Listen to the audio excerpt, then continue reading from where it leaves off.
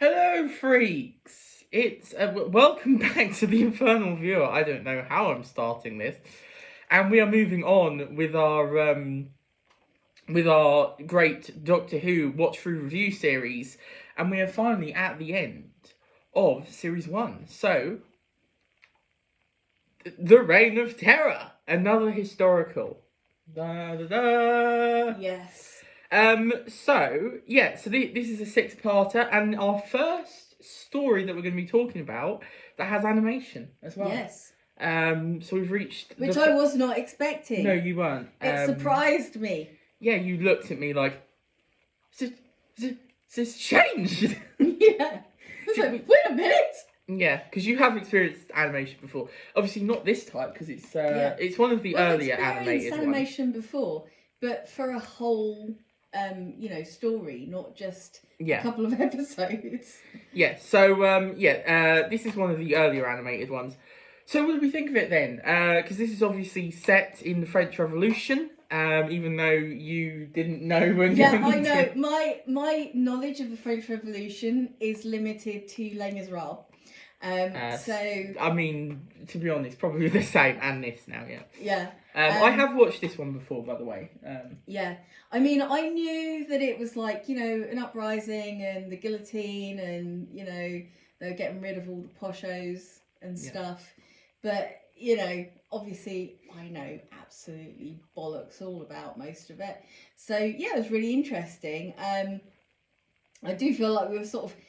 like you were saying earlier, we were sort of thrown into it a bit. Because I had very little knowledge of it. It's like, oh, what's going on? Whose side are we on? What's happening?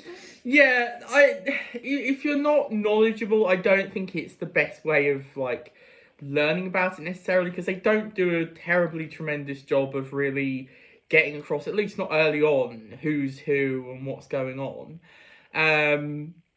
So it did take me, the first time I watched this, it took me a little while to understand it. The second time round, I was a bit more clearer as to, who was who. I sort of got, I understood it better, basically. Yeah, I felt like I wanted to do what Barbara said and read a history book and then go back and rewatch it. Yeah.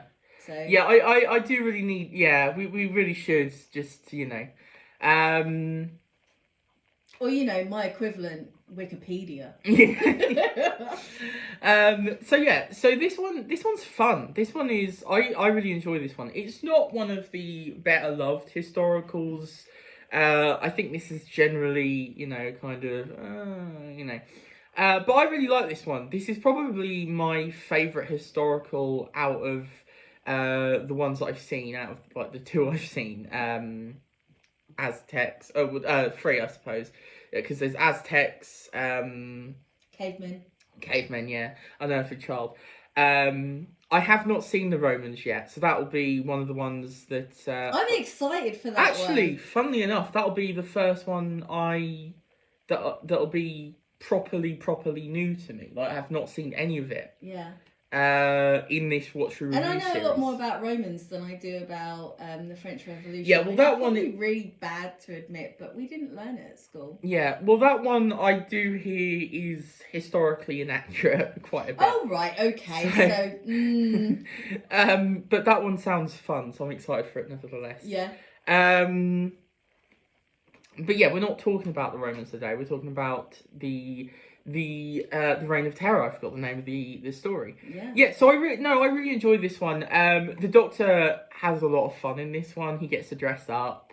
I mean, they all get to dress up, which they always love doing. They always dress up. They all get to dress up. The Doctor's outfit is as you can see, just absolutely fantastic. Yeah. I love his hat.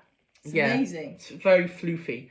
But yeah, this is the Doctor, taking control of a situation and just waltzing in and, getting everybody to trust him. And it's great. I think we were speaking earlier about the fact that the First Doctor, I think a lot of people have this idea of the First Doctor as like the grumpy Doctor, like the, he's always having a go sort of thing. And he is that sometimes, especially early on.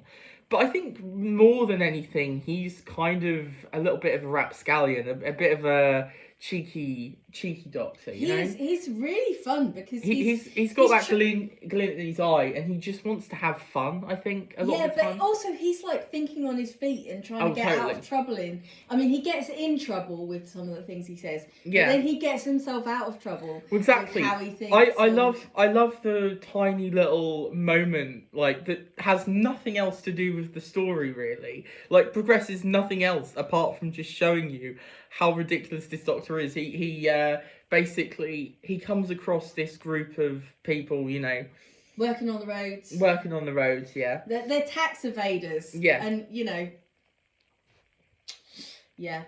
And they're breaking up rocks. They're tax evaders, but they're not rich ones. No. Yeah. Mm-hmm.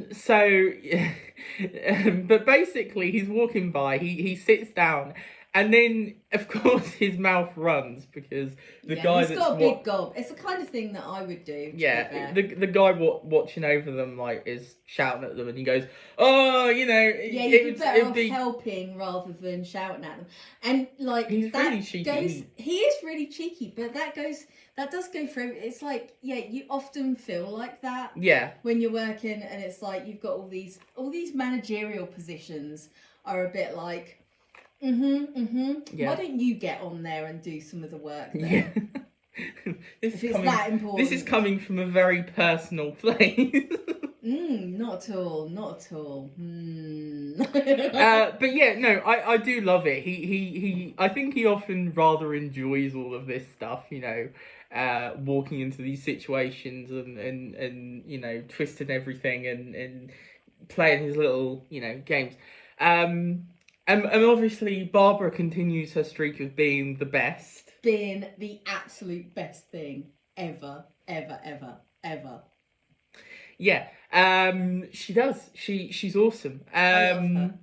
Ian is less useless in this one, but still kind of He does have a very nice ruffly shirt as well. He does, yeah.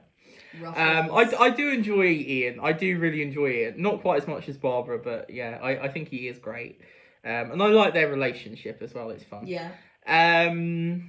They have no sense of personal space, do they? It's like they're talking to each other. It's like, oh, this is far away, and I'd be like, get away from me just a little bit. I think Barbara was liking it, to be fair.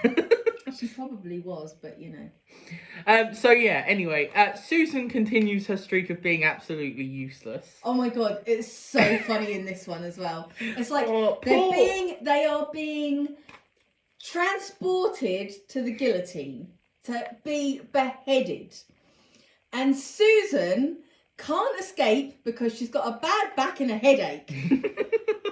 It's like, well, your headache is going to be gone soon.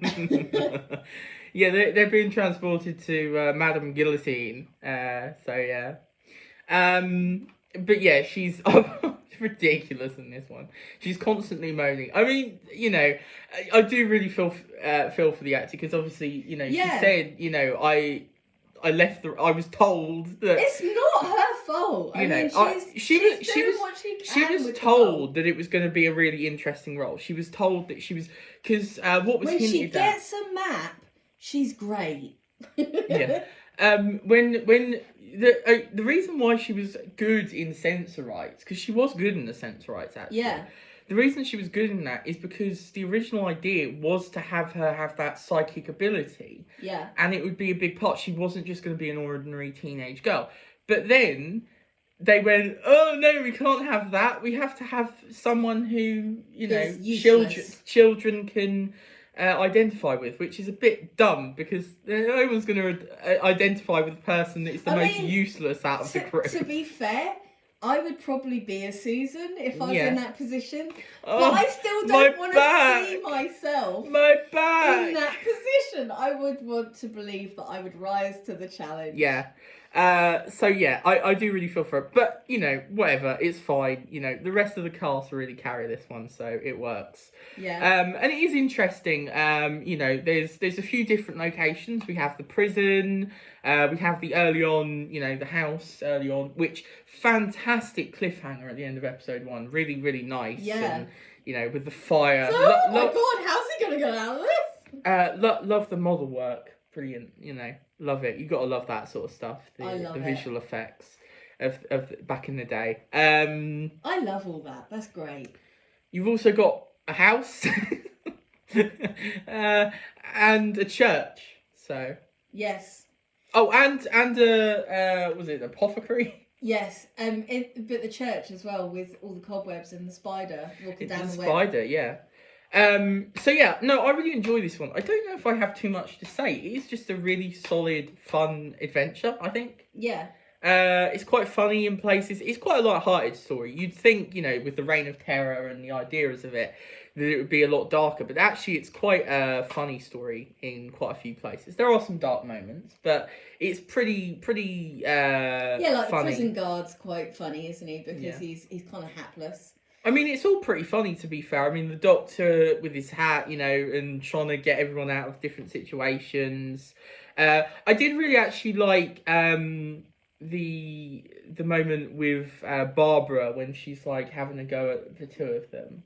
I loved that moment. That was one of my favourite moments because it was Barbara really coming into her own again. Like I say, that was the moment at which she said, "You should read a history book," wasn't it? Yeah, loved that. Yeah, but I really like it, and it does try and it tries to show both sides of the fight as well, and you know, I don't know how historically accurate and how, you know, spot on this is. I don't know. I hear from different places that it's pretty good, but I'm not a history I was going to say, expert. I think a lot of the time, I mean, you know, I love it because it's like, oh yes, the French Revolution. It's not political at all, is it? Yeah. None of the early Doctor Who stuff is political. No. Well, as we've seen, all of the early ones have been political so far. Incredibly political. Yeah. But I mean, it shows how difficult it is to decide, you know, and how you feel when you know someone on a different side and things like that, and it's a really complicated thing. Yeah.